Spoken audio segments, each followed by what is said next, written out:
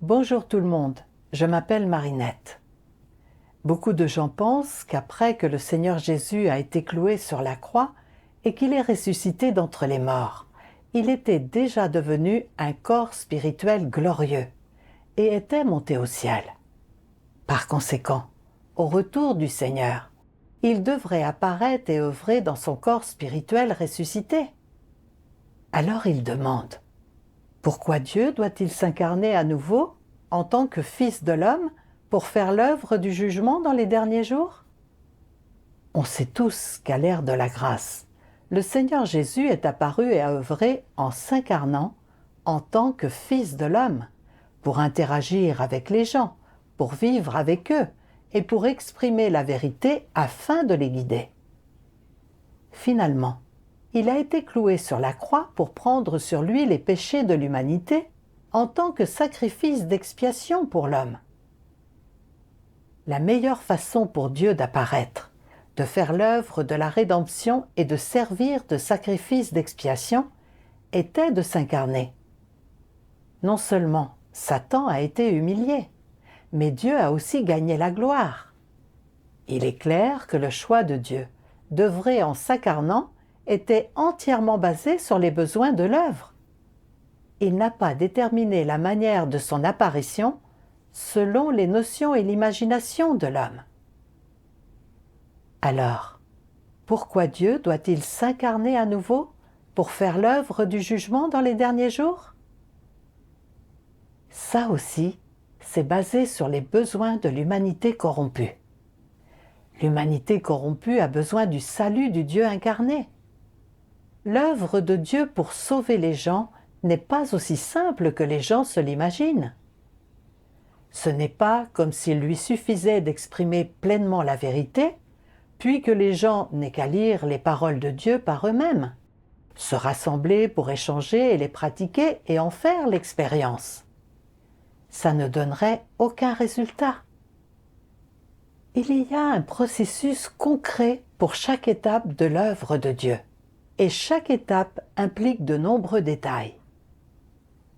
En particulier, l'œuvre du jugement de Dieu pour purifier les gens dans les derniers jours nécessite une interaction à long terme avec les gens.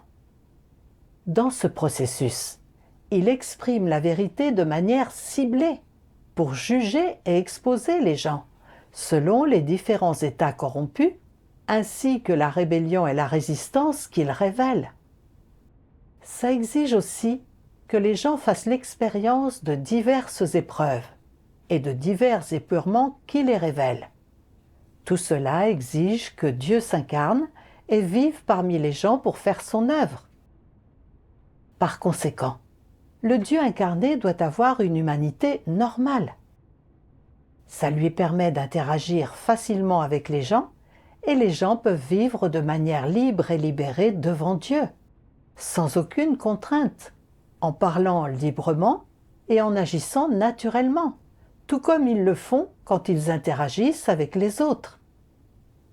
Ça permet à Dieu d'exprimer facilement la vérité pour purifier et sauver les gens.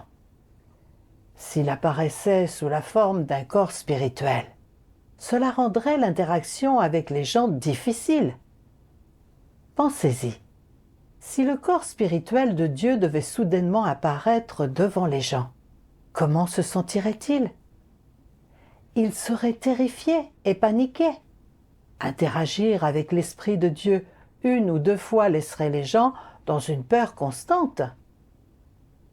Ils auraient peur de ne pas savoir quand Dieu pourrait venir et ne sauraient pas comment faire face à Dieu.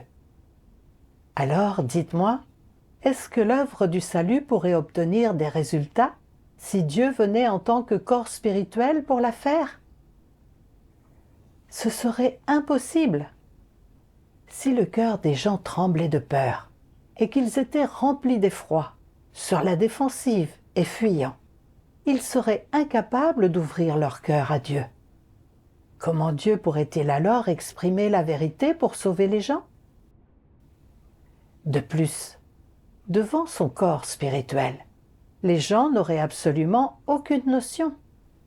Ils ne feraient que trembler de peur, n'osant pas montrer la moindre rébellion ni la moindre résistance. Et encore moins oseraient-ils agir selon leur propre volonté.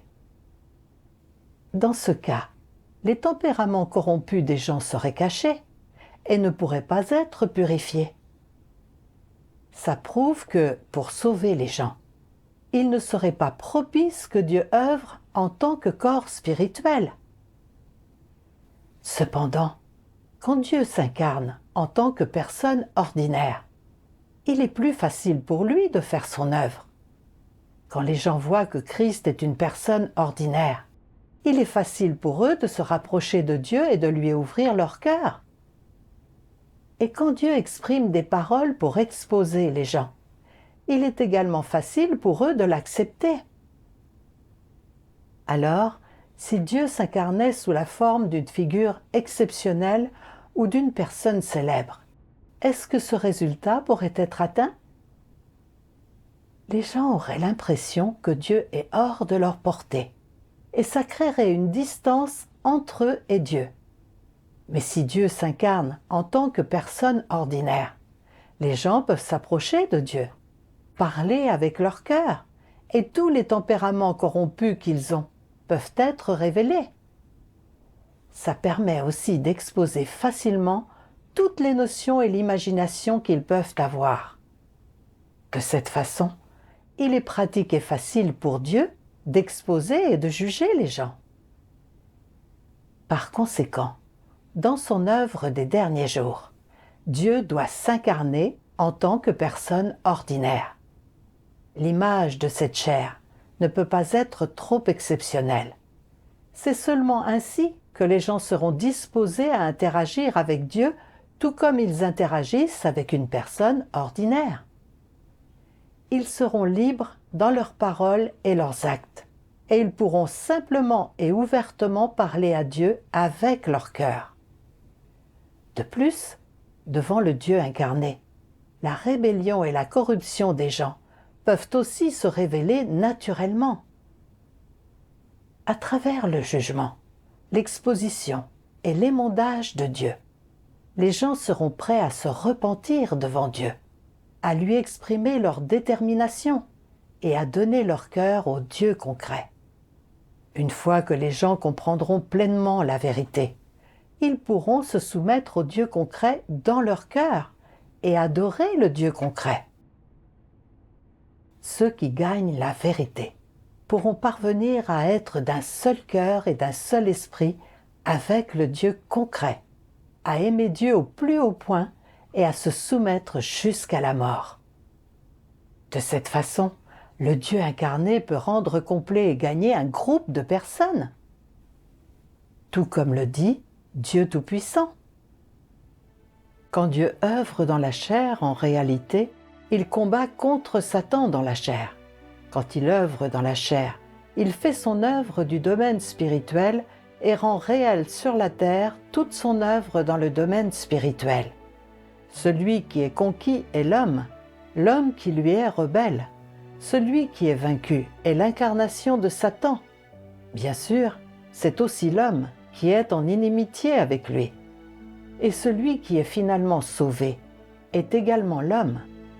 Ainsi, il est encore plus nécessaire pour Dieu de devenir un humain qui a l'enveloppe extérieure d'un être créé, afin qu'il puisse livrer un combat concret contre Satan, conquérir l'homme qui lui est rebelle et qui a la même enveloppe extérieure que lui, et sauver l'homme qui a la même enveloppe extérieure que lui et qui a été meurtri par Satan. Son ennemi est l'homme, l'objet de sa conquête est l'homme, et l'objet de son salut est l'homme, qui a été créé par lui. Donc, il doit devenir homme et, de cette façon, son œuvre devient beaucoup plus facile. Il est en mesure de vaincre Satan et de conquérir l'humanité et plus encore, capable de sauver l'humanité. Pour les gens corrompus, seule l'œuvre qui fournit des paroles précises et des objectifs clairs à poursuivre et qui est visible et tangible est le genre d'œuvre qui a le plus de valeur. Seule une œuvre réaliste et une direction opportune sont adaptées au goût de l'homme. Et seule une œuvre concrète peut sauver l'homme de son tempérament corrompu et dépravé. Seul le Dieu incarné peut atteindre cela. Seul le Dieu incarné peut sauver l'homme de son ancien tempérament corrompu et dépravé. Bien que l'esprit soit l'essence inhérente de Dieu, seule sa chair peut accomplir une telle œuvre. Si l'esprit œuvrait seul, son œuvre ne pourrait pas être efficace. C'est une vérité évidente. Bien que la plupart des gens soient devenus les ennemis de Dieu, en raison de cette chair, quand il conclura son œuvre, ceux qui sont contre lui non seulement cesseront d'être ses ennemis, mais au contraire deviendront ses témoins. Ils deviendront les témoins qu'il a conquis, les témoins qui lui sont compatibles et qui sont inséparables de lui.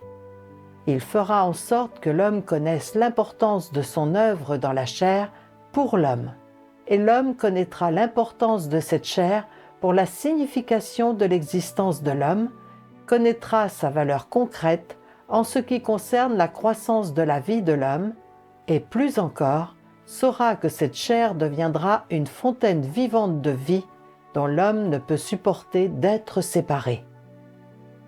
Par conséquent, l'humanité corrompue a davantage besoin du salut du Dieu incarné et de l'œuvre directe du Dieu incarné. L'humanité a besoin que le Dieu incarné la conduise, la soutienne, l'abreuve, la nourrisse, la juge et la châtie, et elle a besoin de davantage de grâce et d'une plus grande rédemption du Dieu incarné.